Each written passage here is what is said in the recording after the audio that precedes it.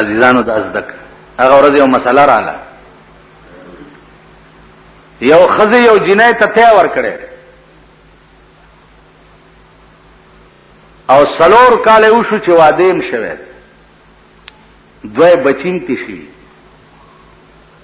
اوس هغه د خزه ویلې چې دی جنای ته ماته ور کړي،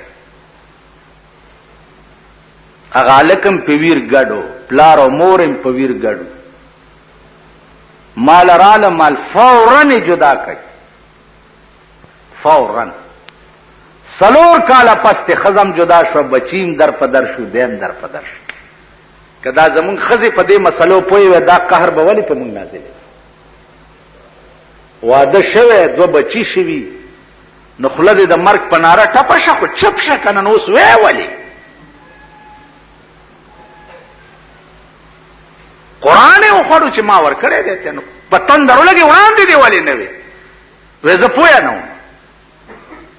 دا خزي ګوره ډېر احتیاط کوئ، دا ته معصوم لا ورکول را ورکولو کې د دنیا بیړه پکې تباہ ده. بیا هر مولانا ګوره دا تپوسم مکوي په دې غضب اورېدلی، یو جنید یو خزي ته وراوځو چې کوم الک سره ته راودلې، نا مولا ورته وي چې دې الک سره نکاح نه کیږي، د بل رور سره کیږي. دا چې نکاحونه ډېر شي، حالانکه کومه جنید کومه خزي پتی خلق کی دي او دو سلور ساس کی خلق راشي، د دې خزي وړاندې او رستو کا دوله کا زامنیم دا جنای په حرام ده. زما خبره پوهیږي ډېر خلق په دې تیار کې پراته دي چې ګینه دا دې جنای چې د کوم الک سره تیار ودل په دې الک نه دراوا، د دې الک په بل روا ده. دا قسمت دوله کني کاونه زما مخ کې شي.